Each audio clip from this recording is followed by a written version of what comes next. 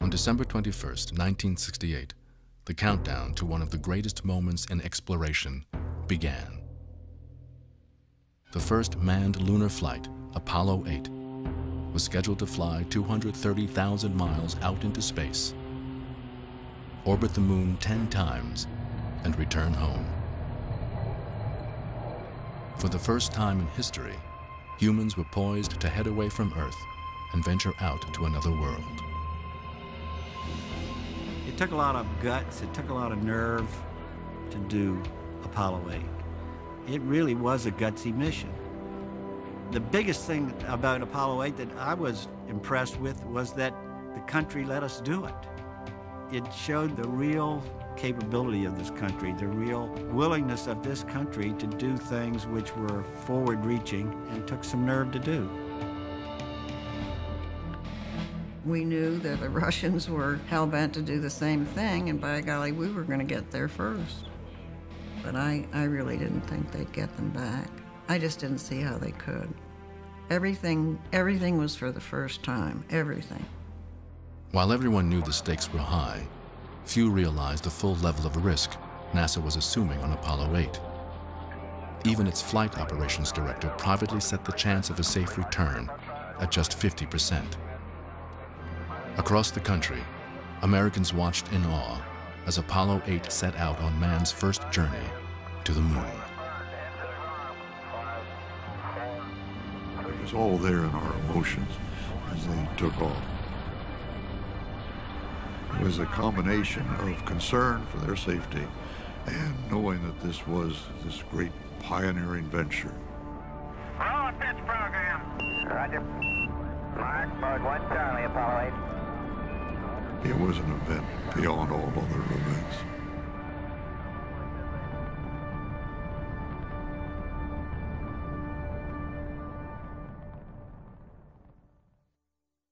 We choose to go to the moon. We choose to go to the moon.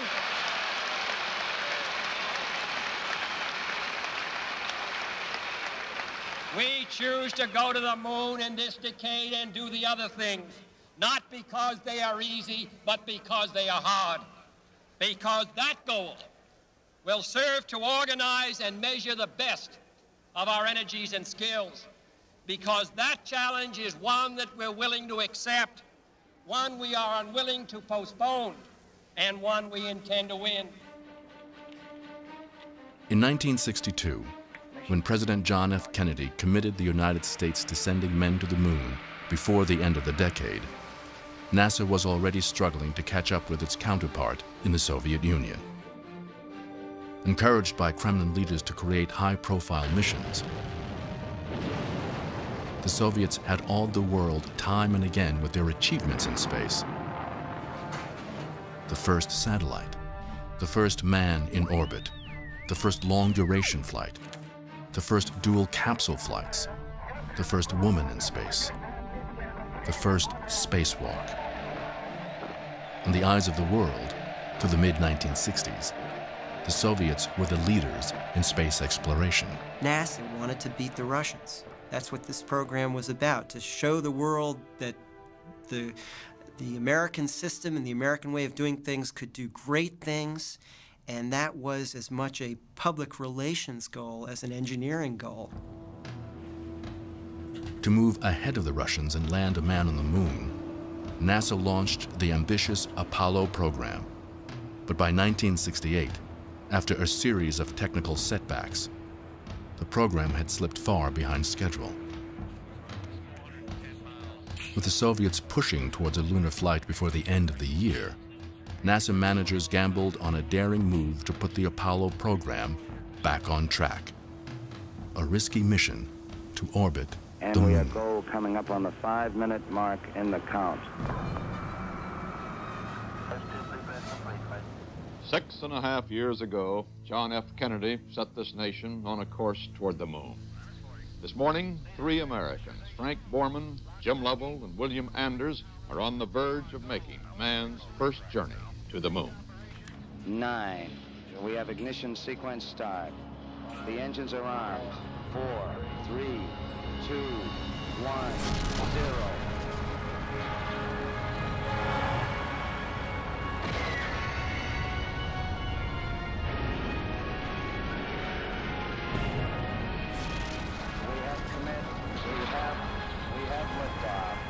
start at 7:51. This building is shaking under us. Our camera platform is shaking. But what a beautiful flight. Man, perhaps on the way to the moon. Booster flight ID for station. We'll go, buddy. Houston, you are go for staging, over. The crew's been given a go for staging. And there is the staging. S1C, the first stage cut off. These three brave men are the Columbuses of space, wrote the New York Times. The first of the human species to embark upon the exploration of our solar system. Flight Fido, no, altitude coming up now. Looking real good. 8 minutes into the flight, Apollo 8 was traveling at a speed of 17,000 miles an hour. Systems are go. And soon they were orbiting 115 miles above the How you Earth. doing, Fido? We're go, flight. Altitude is nominal at this time. Roger. The Apollo 8 crew, all former fighter pilots, was commanded by Air Force Colonel Frank Borman. A hard-nosed West Point graduate, Borman viewed his mission as a key battle in the Cold War. He was so focused on getting his crew home safely that he had fought to eliminate any risk he could, even arguing unsuccessfully against bringing a TV camera on board. Flying his first space mission, Bill Anders was a meticulous engineer who had trained as a lunar landing module pilot. But on Apollo 8, his main job would be surveying the lunar landscape for future landing sites, while taking the first up-close photographs of the moon. Cast from a different mold than his crewmates, James Lovell Jr. was Apollo 8's command module pilot and navigator. Unusually easygoing in the precision-minded world of Apollo, Lovell's job would be to confirm the capsule's navigation and fire the rockets during all critical maneuvers. As Apollo 8 prepared to leave Earth orbit, Lovell had already spent more time in space than any other human being. Apollo 8, how do you read on the high gain? Yeah, reading you loud and clear, Bill. How me? 2 hours and 45 minutes into the flight, the crew prepared to fire their rocket again for trans-lunar injection, TLI, the step that would catapult them out of Earth orbit and on their way 230,000 miles to the moon. Apollo 8, Houston. Go ahead, Houston. Apollo 8, you are go for TLI, over. Roger, understand. We're go for TLI. Since 1961, when the Soviet Union flew the first manned flight, 34 Soviets and Americans had orbited the Earth, but no one had ever headed straight out.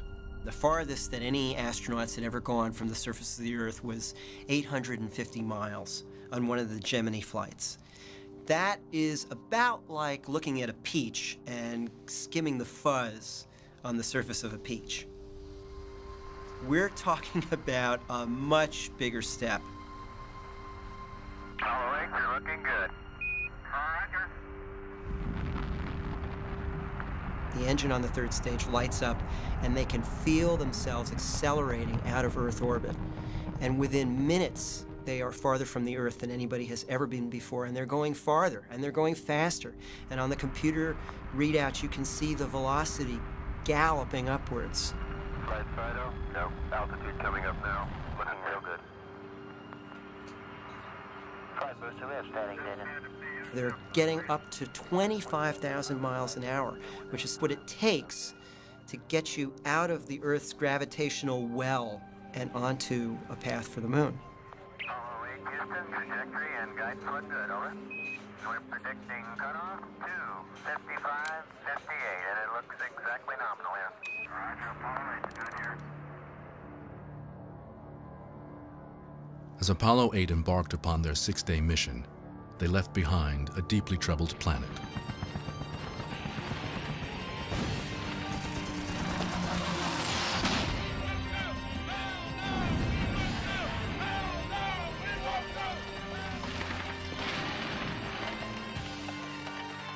Through 1968, America had suffered through one shock after another.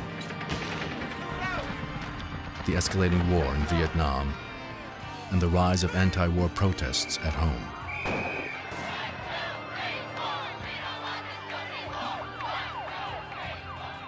The assassinations of civil rights leader Martin Luther King Jr. and presidential candidate Robert F. Kennedy. Race riots in the cities, and chaos at the Democratic National Convention. As troubles mounted in the outside world, NASA had been struggling for nearly 2 years with its own problems. In January 1967, before the first manned Apollo flight had even flown, a flash fire erupted in the Apollo 1 capsule, killing the crew during a routine drill. NASA immediately grounded manned flights for 18 months, as engineers furiously redesigned the Apollo capsule. The next 5 unmanned tests of the massive Saturn V rocket system, including flights that were called Apollo 4, 5, and 6, were hampered by technical problems that sent the rocket team back to the drawing board again and again. And by early 1968, it was apparent that construction of the lunar landing module was also hopelessly behind schedule. Apollo manager George Low spent several months trying to come up with some way to get the program back on track. Low knew that something drastic had to be done to preserve any realistic chance that an American would land on the moon before the end of the decade. Low very quietly reviewed the situation and came up with this brilliant idea to take the second Apollo flight and instead of sending it into Earth orbit with a lunar lander that wasn't going to be ready, send it to the moon without a lander. Just do the part that says we're going to go from the Earth to the moon, test out the communications, the navigation, all of those things that you're going to have to do anyway later on for a landing. You don't need the lunar module for that mission. We haven't flown humans on Saturn V. We haven't flown the redesigned capsule, but we're supposed to decide now to fly humans on the first Saturn V in that capsule to the moon. He said, can we do a lunar flyby? Can we fly out and go around the moon and come back? Do you think that's a possible thing to do? And my first reaction to that was, no, I don't think we can do it. To get all the control center ready, to get the network ready, to get the crews trained, to get ourselves, the flight control team trained, and to be confident that we know what we're doing, I think it would be a very difficult thing to do. I thought at first it was a pretty wild idea, but the more that I thought about it, and we only had a couple of days really to assess it, to see if we really could or not, I changed my mind and I thought it was a bold idea, and yes, we could. At that point, I said, yes, we want to give it a shot, but we have to tell you this. If we're going to do it, we want to go in orbit around the moon. We don't just want to fly around the moon. We're willing to try. We're willing to start working on these programs. We're willing to start shooting for that time period with building all these things we got to build. Low and Kraft had a tough time selling the plan to NASA's chief administrator, James Webb, who was still reeling from the Apollo 1 fire. Webb told his managers that their idea would put the whole program at risk. I'm sure he recognized that a failure in Apollo 8 would really be the end of the Apollo program, that the program couldn't keep moving forward if there had been a second failure. The riskiest thing about Apollo 8 was the fact that they were not going to have the lunar lander along to serve as a lifeboat. The plan had always been that in case you have an engine problem on the command ship, that you'd have a whole other spacecraft there to get you out of trouble. You could use its engine to get home. But on Apollo 8, they were going to take that lifeboat option and throw it out the window. If these 3 men are stranded out there and die in lunar orbit, Webb told his deputies, no one, lovers, poets, no one, will ever look at the moon the same way again. But despite his objections, by the end of the deliberations with his staff, Webb wearily agreed to allow some exploration of Low's plan as a potential alternate mission. He said it was insane, Kraft and Low were told, but he didn't say, don't do it.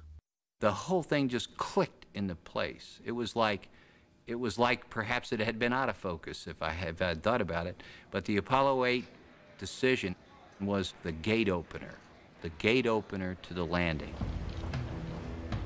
My husband came home and he, as best he could, said what he had just volunteered for. And I was trying to absorb what he was telling me. And this is August. You haven't tested the capsule yet. December? That's what, 3 some odd months? But usually you train for a year. What? To the moon?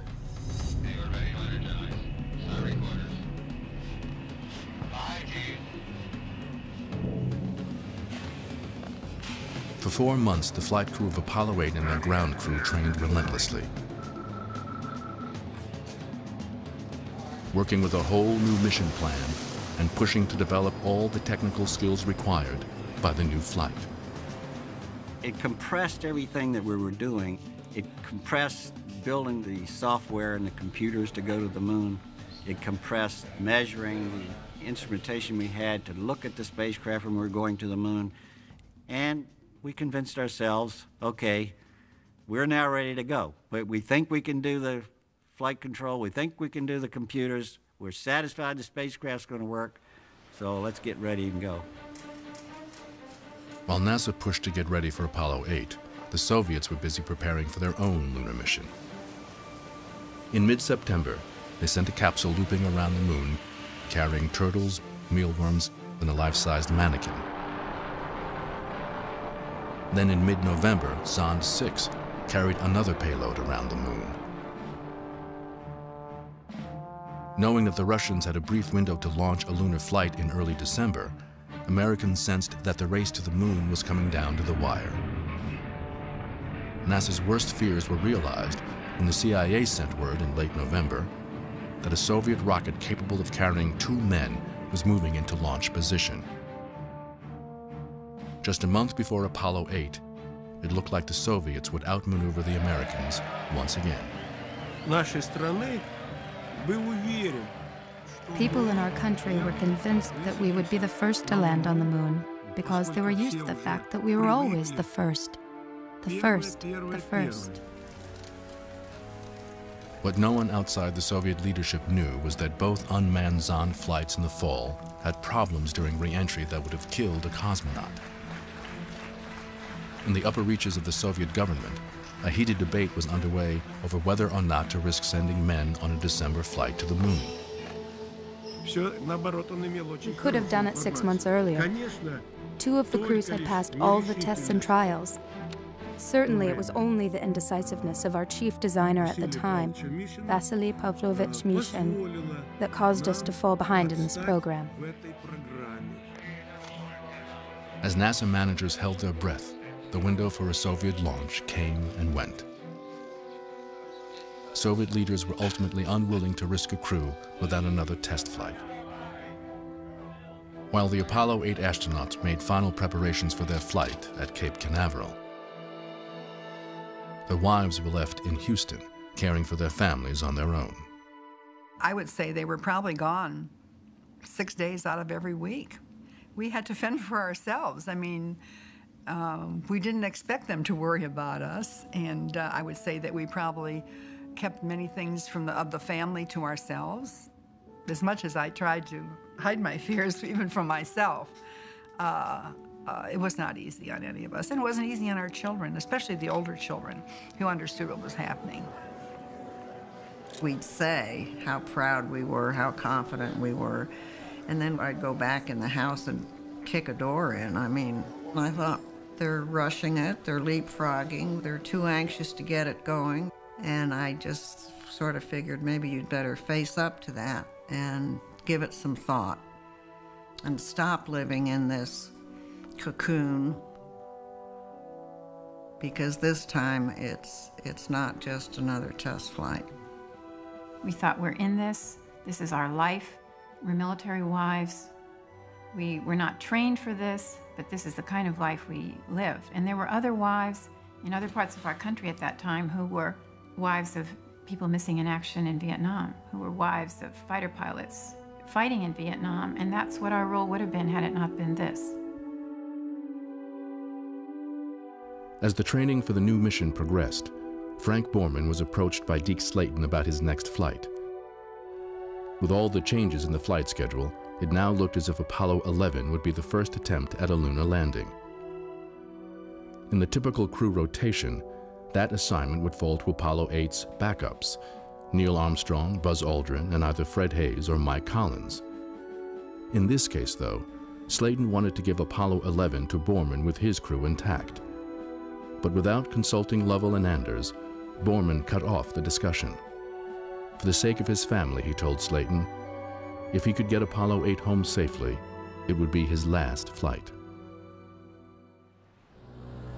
Just weeks before liftoff, outgoing President Johnson asked the astronauts to leave Cape Canaveral to attend a gala dinner at the White House. The wives were flown from Houston to the White House, and all I remember is being extremely nervous because the Hong Kong flu was going around. And I don't remember anything about what happened in the East Room. There was some operetta or show put on, and all I heard was coughing and sneezing and thinking, this crew will be sick on the flight. They shouldn't be here. At the end of that program, we said goodbye to them in a room full of people. And he gave me some tapes that were to be played if something happened to him.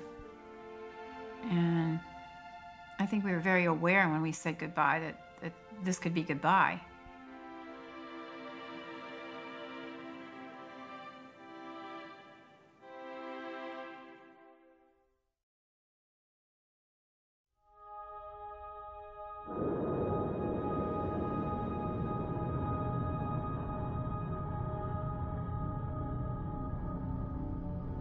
Shortly after breaking out of Earth orbit on December 21st, the Apollo 8 crew jettisoned their last booster rocket and watched in awe as the Earth receded in the capsule window.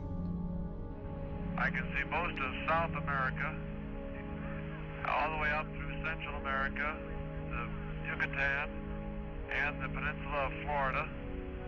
There is a big swirling motion just off the east coast. And then going over towards the east, I can still see West Africa. Good grief, it must be quite a view. Yeah, tell the people in Tierra del Fuego to put on their raincoats. Look like a storm is out there. So much rested, the hopes of America and the hopes of the world, perhaps, rested on the success of that mission. This was man escaping his environment, really, out to the very moon itself, knowing that the moon would never look the same again, that once man had been there and we'd known they'd been there and returned safely. Everything was there, and it all was rested in that spaceship.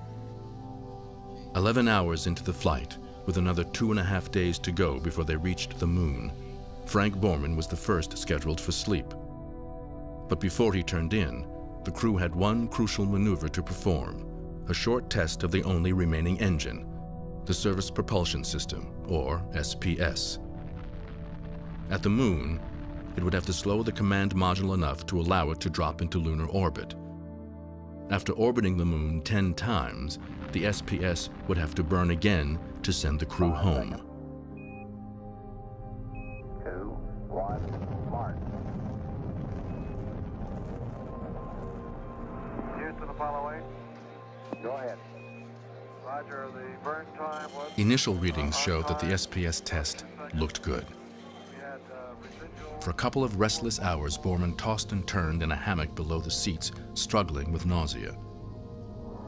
Then, after taking a sleeping pill, he became seriously ill with both vomiting and diarrhea.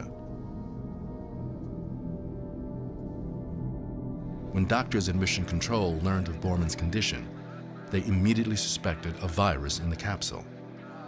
The doctors alerted the Apollo directors, and they slipped out of Mission Control for a private conference about whether to abort the mission.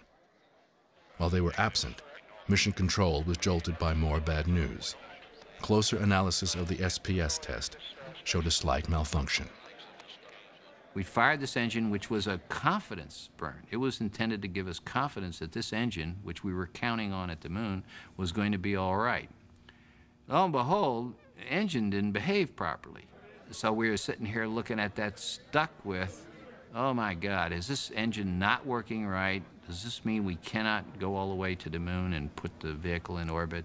Do we have to turn around and come back? After 10 minutes of anxious debate, NASA engineers reported that the malfunction was likely temporary, and they believed the engine would work properly when fired again to go into lunar orbit. Without enough fuel to test the engine again, 32-year-old flight director Glyn Lunny made the call to proceed on course. When Kraft and Lowe returned from their deliberations over Borman's illness, they accepted the decision on the SPS, having made a similar call about the crew's health. By now, the commander was feeling a little better, and the other astronauts were showing no signs of infection. Though off to a rocky start, the mission would continue as planned. At 2 p.m. on December 22nd, the second day of the mission, networks interrupted Sunday programming for the first televised broadcast from Apollo 8.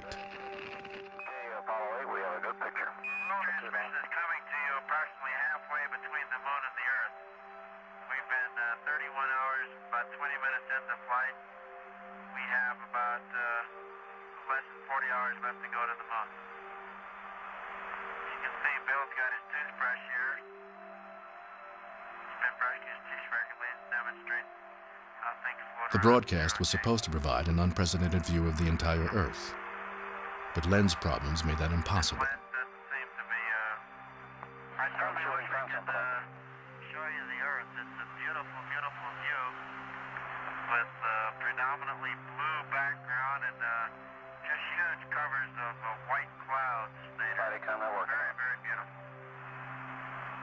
Even without the Earth views, Americans were captivated as the drama of the crew's voyage began to sink in. Behind the good-natured banter was the reality that these three men were alone 100,000 miles out in space, moving farther and farther away every minute. So I'll be signing off here and looking forward to seeing you all again shortly. Goodbye from Apollo 8.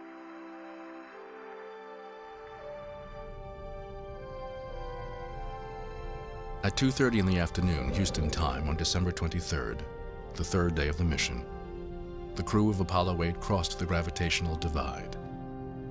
Now, instead of pulling away from the Earth, they were being pulled toward the moon. All right. Mode 1, 5 hours. Roll. 1.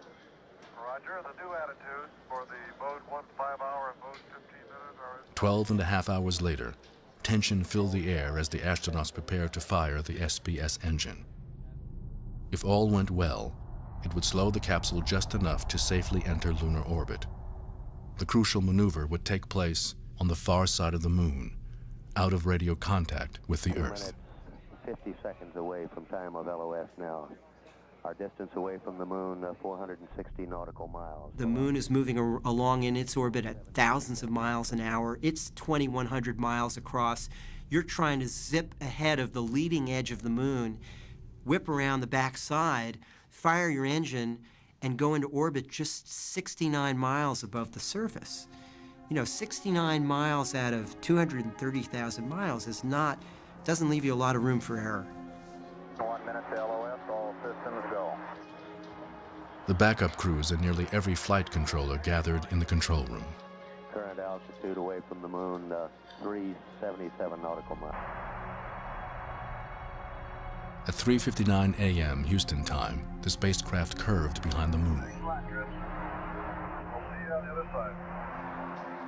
And then we had lost the signal as it went around behind the moon. And it was rather depressing all of a sudden. It was a letdown, like, well, you know, what's going on? We don't know. We can't talk to them. And the first thing that I heard was from Glyn Lunny, who said, this is probably a good time for everybody to take a break. And I thought, that's the dumbest thing I've ever heard. How can we take a break when the spacecraft and the guys are around on the dark side of the moon? And you say, well, there's not much we can do to help them now. And we have a few minutes here, so it's a good time to take a break.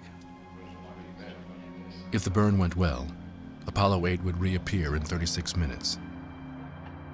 If the SPS malfunctioned, the capsule could be sent hurtling into deep space or crashing to the lunar surface. These things seem to happen at night, always the middle of the night, Houston time. Wives had brought food over and we had, tea and coffee, and we were sitting around with the squawk box waiting for this thing to occur.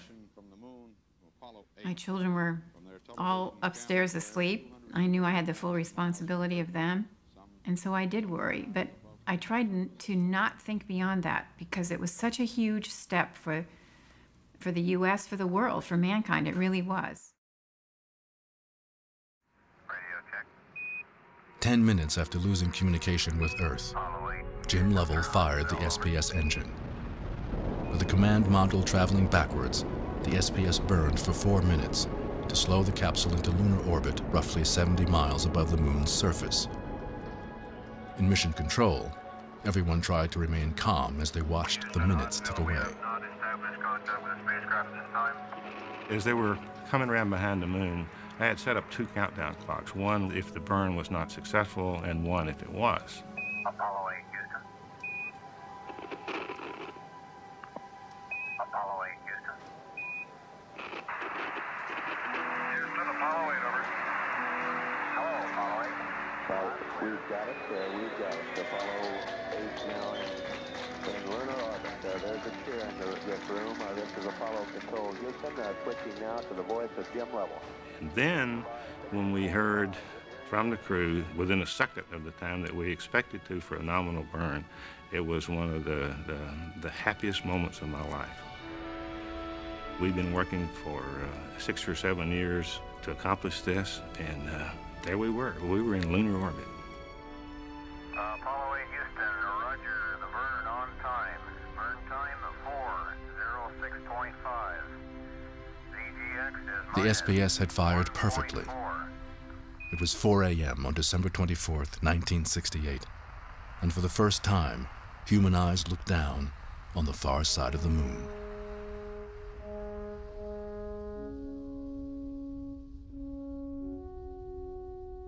Everybody sort of saw it at once, and suddenly here we were, knew we were on the back of the moon. Now we could look down. First time we saw the moon was this dramatic, high contrast lunar surface. We were like 3 school kids looking into a candy store window. Yeah, I think we forgot the flight plan. We had our noses pressed against the glass. We were looking at those craters go by, and it was a really amazing sight,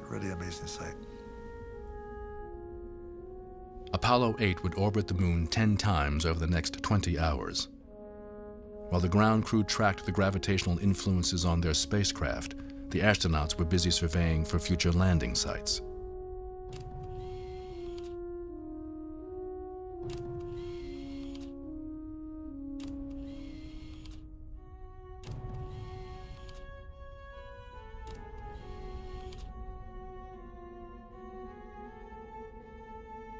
But then their focus changed.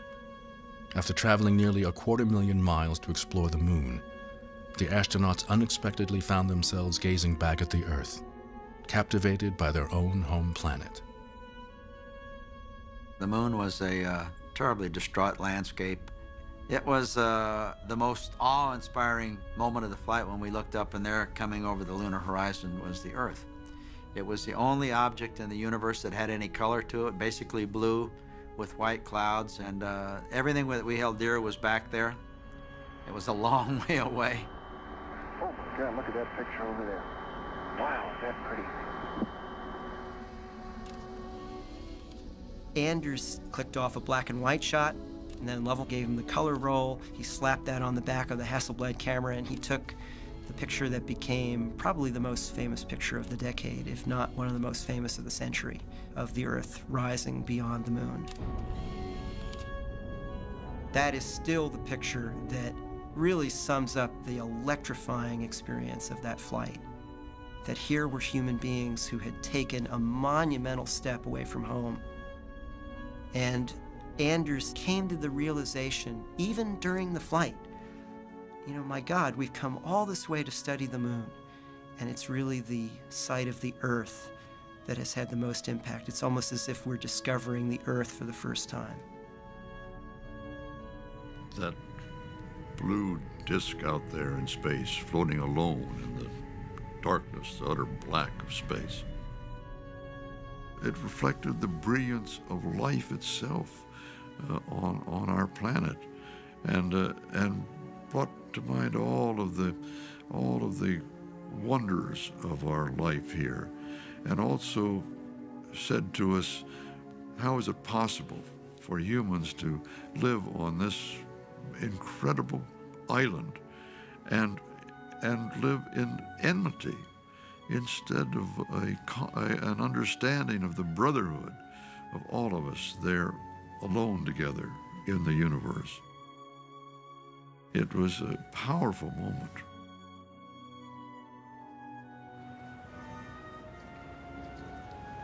As the Apollo 8 crew looked homeward, around the world, millions of people were united by the same impulse, stopping for a few moments to stare skyward at the distant moon.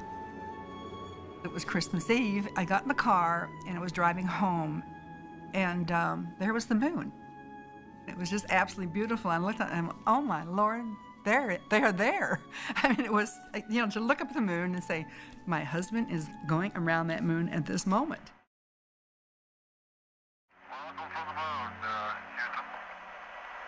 As the command module moved through its 9th revolution, the largest audience in history tuned in for a special television broadcast.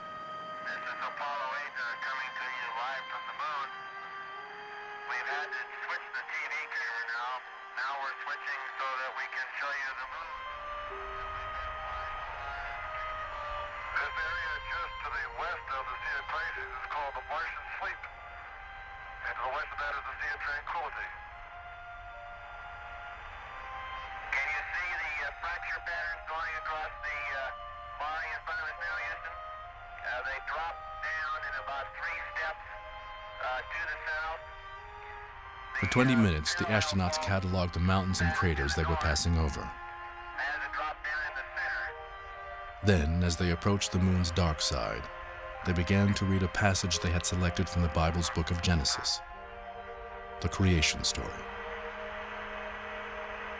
For all the people back on Earth, the crew of Apollo 8 has a message that we would like to send to you. In the beginning, God created the heaven and the earth. And the earth was without form and void. And darkness was upon the face of the deep. And the Spirit of God moved upon the face of the waters. And God said, let there be light. And there was light. And God saw the light, that it was good.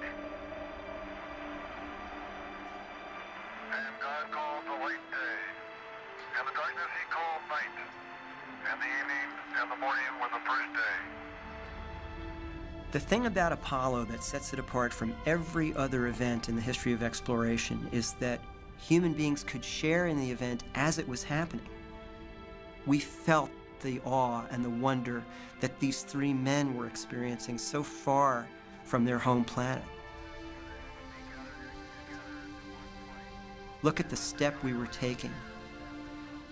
And in that moment, they were touching base with the most fundamental narrative we have, the creation story. And God called the dry land earth, and the gathering together of the waters called he seas. And God saw that it was good. I've never seen this place so quiet. There was a big hush in here, and tears in a lot of eyes. It was just the perfect thing to do at the perfect time. And from the crew of Apollo 8, we close with good night, good luck, a Merry Christmas, and God bless all of you on the good earth. Well, quite a finish for this last transmission from the moon, Apollo 8. From their television cameras there, 230,000 miles from Earth, some 70 miles above the surface of the moon.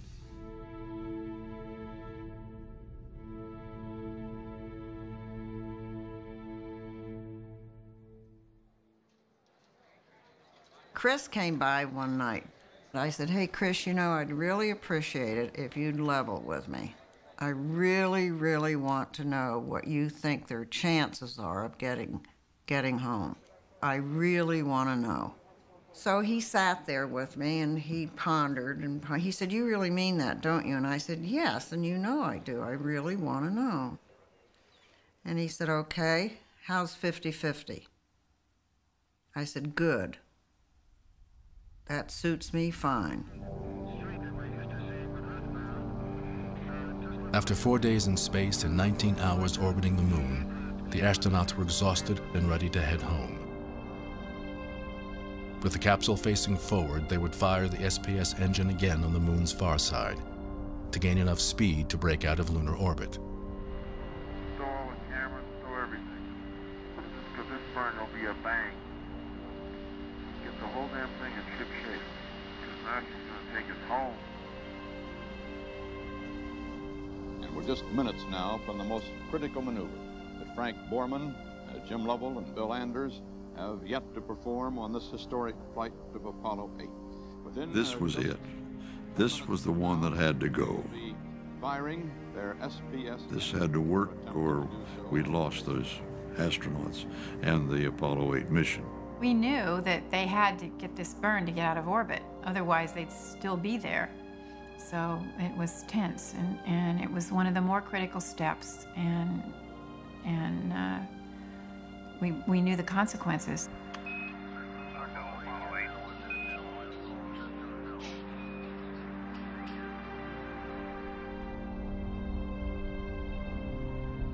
Shortly before midnight, Apollo 8 curved around to the far side of the moon, losing contact with Earth for the last time. We lost the signal exactly at the right time when they went behind the moon, and everybody at that point got up, started walking around in the room, and I got on my intercom and said, "Look, you guys do what you want to do, but I'm going to sit here and I want to pray a little bit. I'd like to have a little quiet here because this is one hell of a tense moment for me and for those guys in that spacecraft. So for God's sake, be quiet for me." Apollo 8, Houston.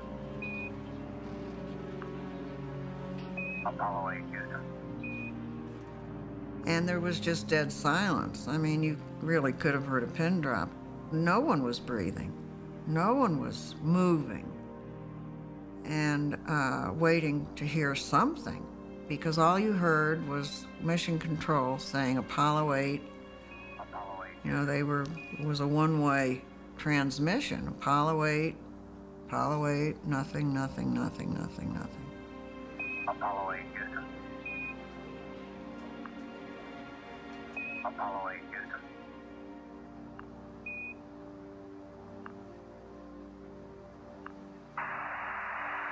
Houston, Apollo 8, over. Hello, Apollo 8. Live clear. Enjoy the ride, opening a few Christmas presents, and catching up on much-needed sleep. It was Christmas Day, and one of the things we had Christmas dinner. We had that wet pack meal of turkey and gravy that Frank didn't want to have on it originally, but now he thought that was a pretty good idea, and we all had a turkey dinner. Deke Slayton had secretly put in one of the compartments where we had our food 3 little bottles of brandy. They were the airplane type brandies, you know, just a little 10 gift brandy. And as a welcome back, of course, you know, Frank wasn't about to let us drink it. I think when you go out on the edge, like we did, sometimes the rewards are things that you never even anticipate. This was the one time when I saw that everybody in the world seemed to admire what we had done and that it was for a peaceful purpose. It was a Cold War act, but it wasn't an aggressive act.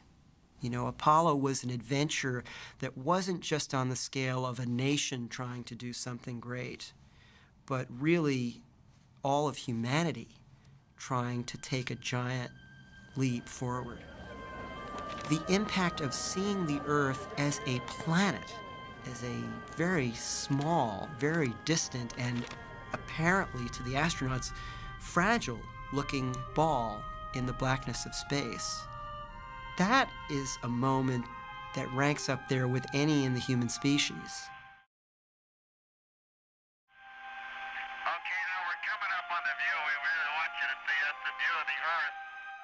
On December 26th, the crew gave one last broadcast before re-entry. As I look down on the Earth here, so far out in space, I think I must have the feeling that the travelers in the old sailing ships used to have. You're going on a very long voyage away from home, and now we're headed back. And I have that feeling of being proud of the trip, but still happy to be going back home and back to our home port.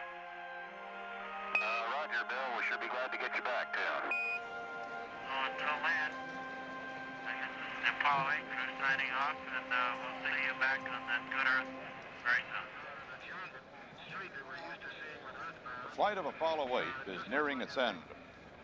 Ahead for astronauts Borman, Lovell, and Anders is the fastest and the hottest re-entry that man has yet made into the Earth's atmosphere in this age of space flight. Oh, here we go. When Apollo 8 began its re-entry, they were traveling at 25,000 miles per hour. That's the air glow we're starting to get sweated, Yeah. gentlemen. What? Well, okay, we got... God damn, this is going to be a real ride. Hang on. The spacecraft started to rumble, and it was the first fire coming off of the heat shield, and we now could detect the G-forces. And pretty soon it looked like we were inside a blowtorch. 105 G's, switch on. Okay, we got it. EMS, hang on. Oh, the G's. For what G? In the command module, after a week of weightlessness, the astronauts could feel the gravitational forces building. Oh. Okay. 5. We would dig into the atmosphere 6. until it sustained the maximum amount of G's and thermal load that the spacecraft was designed to take. Then we start out again. Then we'd roll over 180 degrees and start back down. In the Pacific Ocean, 900 miles southwest of Hawaii, the crew of the USS Yorktown prepared for the recovery. Ken Mattingly just put in a call and just frankly labeled it a radio check. He's gotten no responses yet.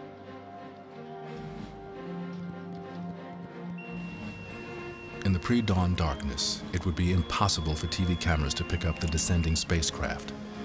But TV correspondents were there reporting to an anxious public. In mission control, the flight team watched silently as they waited for word that the chutes had opened. In their homes nearby, the astronauts' families also waited. Apollo 8, Houston.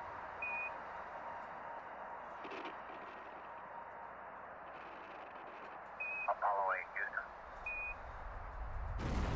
Houston. VHF antennas recovery. VHF AM simplex. Beacon's going on. Apollo 8, Houston. You got it, Jim. You got the call. Give him a call. Okay. Houston, Apollo 8, over. Apollo 8, Air Boss 1, go ahead. Roger, Air Force 1. We indicate 8,000. We can't see the chutes, so we're going down very slow. Roger, this is Air Boss 1. You're sounding very good, very good. You have been reported on radar southwest of the ship, about 25 miles. Welcome home, gentlemen, and we'll have you aboard in no time. At 4:51 a.m. local time, Apollo 8 splashed down in the dark Pacific. I can remember hanging from my straps with all the trash that had been collected on the floor, thinking, you know, here we are, heroic lunar explorers, you know, hanging upside down in the ocean with all this dirt falling in our faces. It was wonderful. I mean, I was sick as a dog from seasick, but we were lying there reflecting on the fact that everything had worked and we'd done our job well. It was great.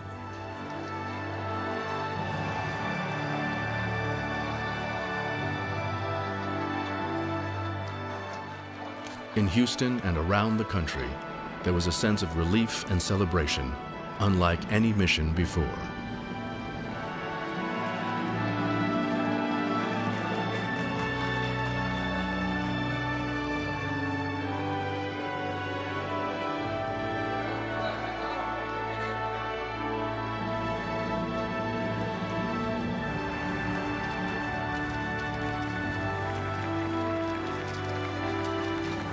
just to see them being taken out of the space capsule onto the ship, it was wonderful. I mean, I still remember how exciting it was to see these men, knowing where they've been and what they've done, and how the country reacted.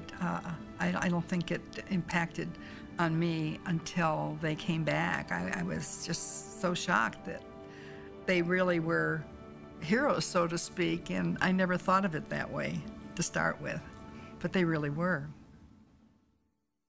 Frank Borman, Jim Lovell, and Bill Anders were hailed throughout the world for their heroic feat. They were given ticker tape parades in New York, Houston, and Chicago. Named Men of the Year by Time magazine, and honored before a joint session of Congress. Even the Russian state newspaper published an editorial praising their infinite human courage and daring. But for Frank Borman, the most memorable accolade came from a stranger who sent a 4-word telegram. "Thanks," it read. "You saved 1968. We did it. We overcame the obstacles, we overcame the fire, the problems with the lunar module, the problems with the Saturn V that we had, and we did get people around the moon before the Soviets. We knew that this was the beginning of a brand new adventure. It was a moment at which people put aside the trauma of that year and their own day-to-day concerns and were just taken out of themselves, as only this kind of an enterprise can do, to let you see beyond yourself. That was the real legacy of Apollo. And the real impact of Apollo 8 was that we had a perspective that was a mountaintop experience for the entire human race.